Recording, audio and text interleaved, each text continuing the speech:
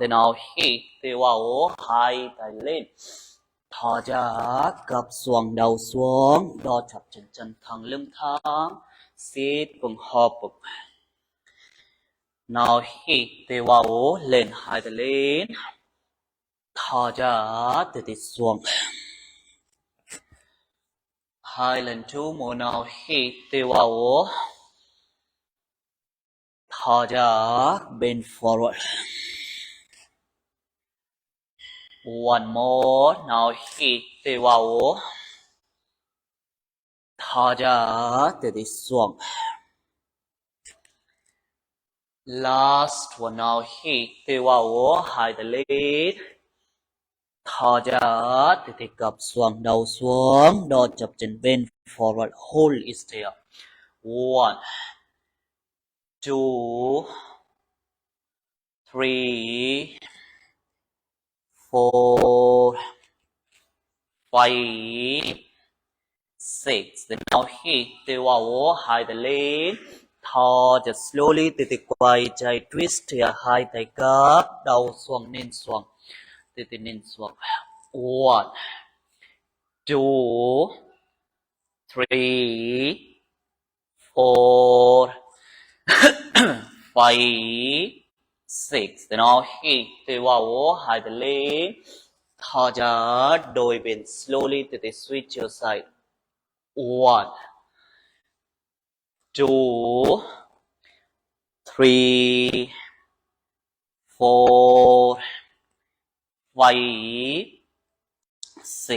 Then now hít thì vào hai tay lên thò ra tay xuống then slowly chân phải gập từ từ chân chạy sang trái take a left side từ từ mỏng xuống lưng thẳng.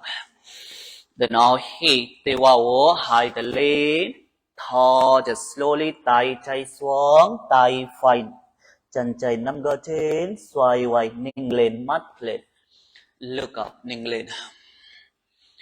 Now hít thì vào hai tay lên thò ra slowly từ từ quay phải twist ra tay phải sau nằm đùi trái lưng thẳng lên sau. Now hít thì vào hai tay lên thò ra tay chạy xuống tay phải nắm gỡ chân look up ninh lên mắt lên xoay quay nút lên. Now hít thì vào hai tay lên thò ra quay phải twist here. Now hít thì vào hai tay lên thò ra đôi bên slowly từ từ xuống. Now hít thì vào one more thò ra quay phải twist right side. Last one. Now hít thì vào thò ra tay chạy xuống tay phải nắm gỡ trên xoay quay ninh lên mắt lên chân chạy thẳng mò quay nút lên. 1 2 open your shoulder open your chest 3 4 5 6. Then now hít thì vào thò ra quay phải lưng thẳng lên sau đừng quên hít bên phòng keep normal breathing. 1 2 3 4 5 6. Từ từ hai tay lên thẳng. Then now hít thò ra hai tay chân chạy nắm gỡ trên đầu xuống đo chọc chân chân thẳng lưng thẳng. 1 2 3 4 5 6. Then now hít thì vào hai tay lên thò ra tay phải sau then từ từ mâm lên xoay quay mâm lên chúa nút lên gấp lưng push your hip forward nút lên ninh lên từ từ mâm xuống. Then now hít thì vào hai tay lên thò ra slowly hai tay sang ngắn cầm xuống nút xuống lưng thẳng mắt thẳng nên thẳng look forward slowly drop your chest drop your chin. Now hít từ vào hai tay lên. Thở ra từ từ tay phải xuống, xoay quay, mâm lên, rotate your shoulder, open your chest. Từ từ mâm xuống, then now hít từ vào hai tay lên.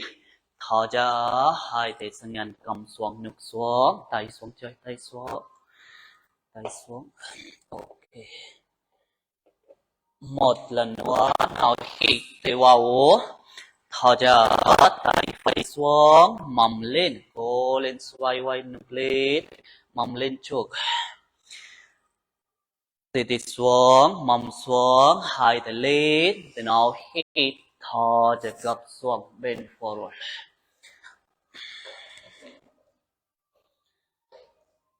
Last one, now hít từ vào hai tay lên, thở ra tay phải xuống, mầm lên chân quên. Hold it there slowly, từ từ cố lên, cố lên. 1, 2, 3,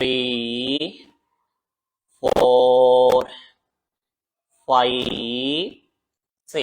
Từ từ mông xuống, hai tay lên, từ nào hít từ vào, thở ra gập xuống, hai tay sang ngang cầm xuống lực, ngực xuống nên thẳng chân quên, hold it there slowly, từ từ. 1, 2, 3, 4, 5, 6. Từ từ cầm xuống, ngực xuống, hai tay sau lưng, hai tay đằng trái. Interlock your finger, từ từ tay lên, chân quên, lift your hand. Try. 1,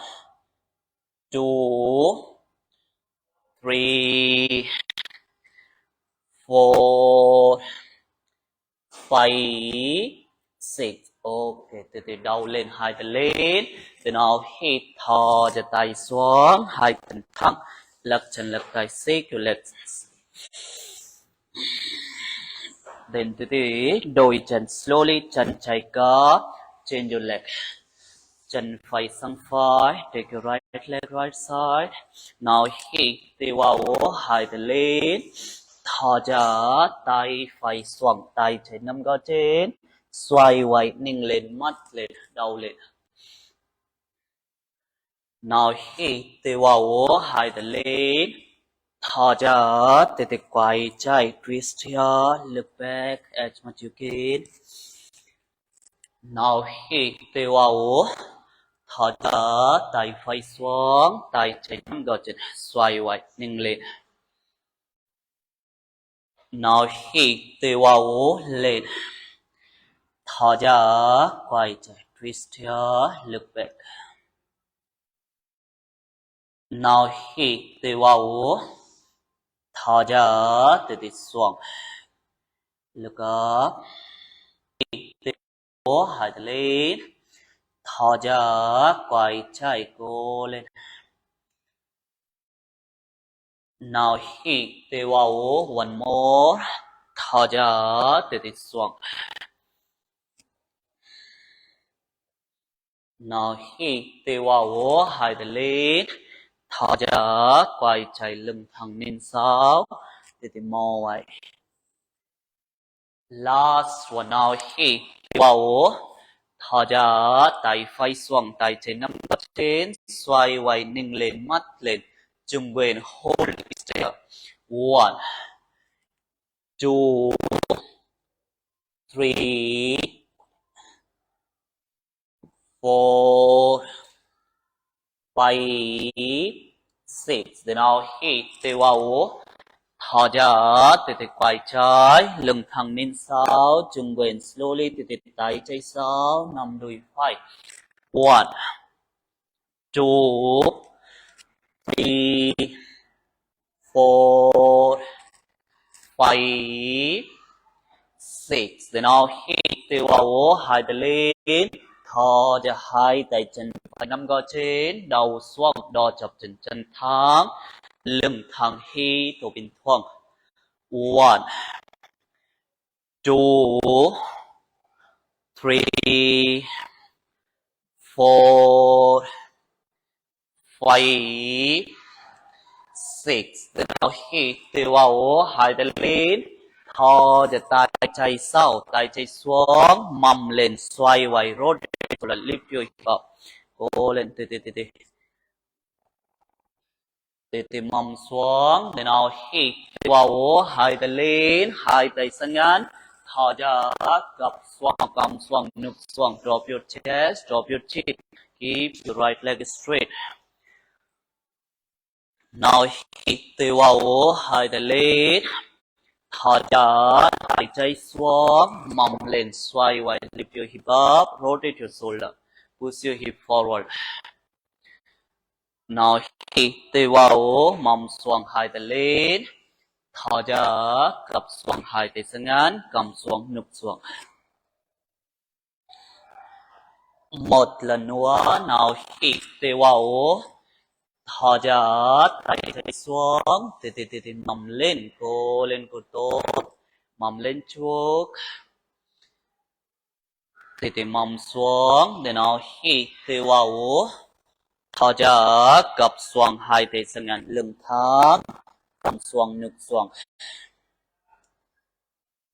Last one, now hít vào hai tay lên, thò ra tay trái xuống, mầm lên xoay quay lên, hold it there, cô.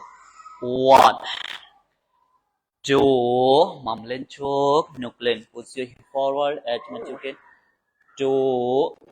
2, 3, 4, 5, 6, từ mầm xuống, hai tay lên, từ nào hít vào, thò ra cặp xoang, cầm xoang núp xuống, lưng thẳng hít thở bình thường.